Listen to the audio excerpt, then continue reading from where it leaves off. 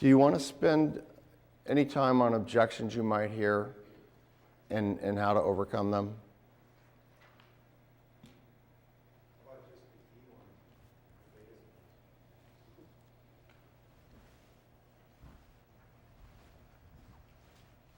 What are they? What are the biggest objections? Competition?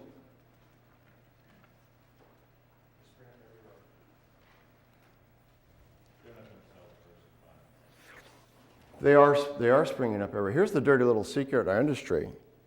Incredible growth rate, 400% growth rate. Here's the dirty little secret, 375% failure rate. It's a complicated business. Technology's complicated. A lot of it doesn't work. Marketing's complicated. I can't tell you how many competitors I've seen try to copy what we've done, try to copy it for a few weeks, and then run to the next thing we're doing, try to copy that, not understanding that marketing is a long-term, sustained saturation commitment. Not something you do for 6 weeks and then try the next thing. So, is it competitive? Yes. When I opened up the prototype clinic, I don't know that it gets any more competitive than Scottsdale. Beverly Hills, West Palm Beach. If you look at plastic surgeons per capita, this is one of the most competitive markets in the country. I had four other competitors open up at the same time I did, all of whom were out of business within a year. 3 of whom were out of business in 6 months. So you're going to have competitors. They're going to come and go. The two objections, let's take who the competitors are. Let's take the physicians.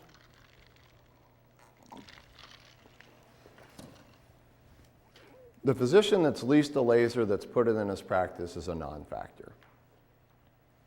And frankly, why there are millions of dollars of used lasers on the market. It's a bad model.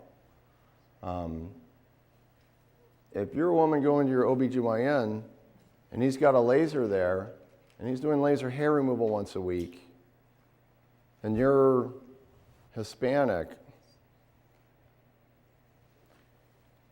and you can do that, or you can go to a facility that's a national franchise, physician-based, that this is all they do. They are absolute experts in it. It's all they do every day, all day long. Absolute and total specialists. That's the same reason that plastic surgeons and dermatologists, plastic surgeons, they're focused on their core business at $4,000 per hour, not their laser center at $400 per hour. Well, I've discovered, now this is, I'm not generalizing, but there's a lot of plastic surgeons that have no idea what's happening in their laser skincare center and don't really care. Their laser skincare center is simply a vehicle to feed the $4,000 an hour practice. Same theory. They're not specialists in laser skincare procedures. They're specialists in plastic surgery. They probably didn't receive any medical training in laser procedures in medical school. They're certainly not doing the procedures themselves. To a lesser extent, the same is true of dermatologists, particularly older school dermatologists. They went to medical school purely and simply for diseases of the skin, not laser and aesthetic skincare procedures. That's changing now as the colleges adopt these curriculums, and or hopefully the University of Florida adopts the curriculum in short order. But the reality is that it is not a dermatologist's core business. And here's another reality. I think it's less than 1% of the dermatologists in the country that are going to get that this is retail medicine, customer service matters. I had a franchise consultant from Atlanta who was advising a a potential master regional franchisee from Colorado before you bought.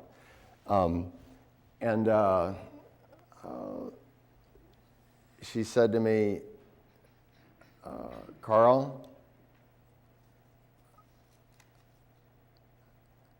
she had gone to the lake. She had had an allergic reaction to the sun or some sunblock or something. She had to make an emergency visit to her dermatologist office, a 40-physician dermatology clinic that did these procedures.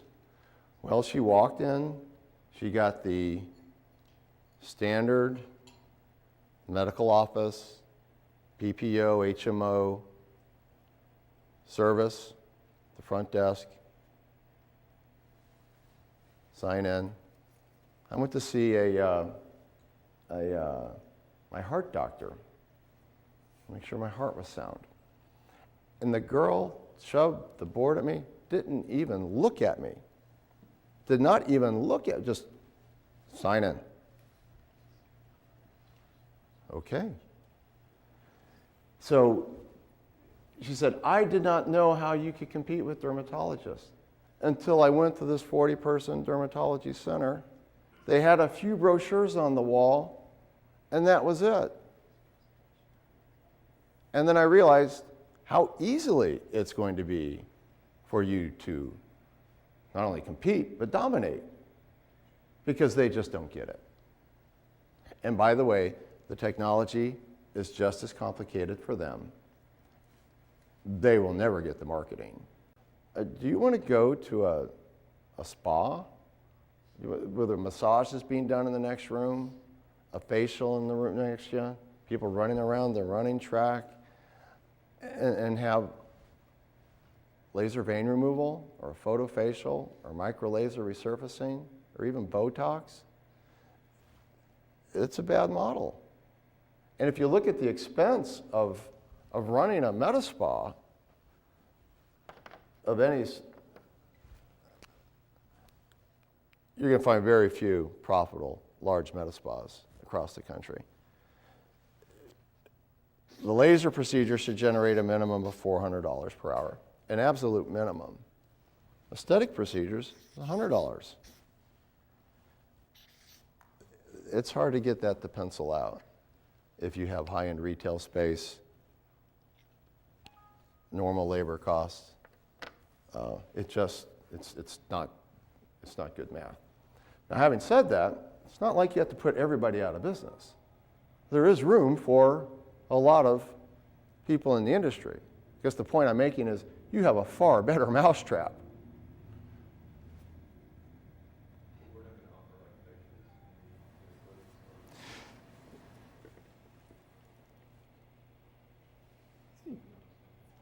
Facials, microdermabrasion, light chemical peels, those are the extent of the aesthetics, of the fluff procedures. And frankly, they're loss leaders simply to bring people in so they see the loop tape running in the lobby and see how effective we are at treating all the other conditions that bother them. Veins, unwanted hair, brown spots, wrinkles. They are not a profit center unto themselves. They're just a means to an end. And I'm very careful about even the facials, because we have taken great care to brand ourselves as medical procedures by medical professionals.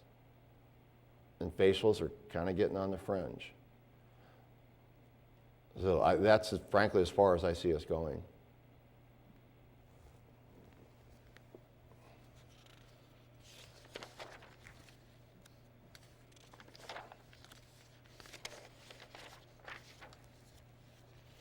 '73, salesman disclosure form.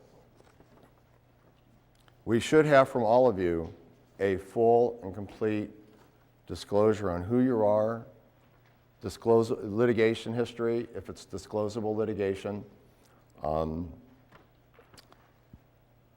This has all been done, or you wouldn't be sitting here. You do want to make sure when you disclose a prospect with the UFOC that your disclosure is in it. That is essential. That your personal disclosure, that Peter Hill and Randall Dick, there's a page disclosing who you are, that you are franchise salesmen on behalf of the company. Laws affecting franchising, 74. I have a whole nother presentation on this that I actually want to get to before lunch.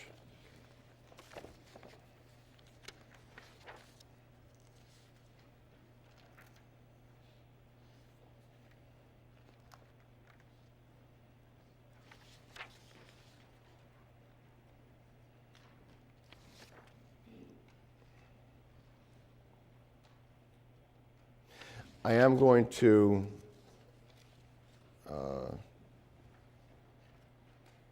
I'll stop on 79. I'm going to talk about earnings claims. I'm going to spend a lot of time on them in the next presentation. By the way, the FTC laws are going to change to reflect reality, but they haven't, and we're going to adhere to them until they do.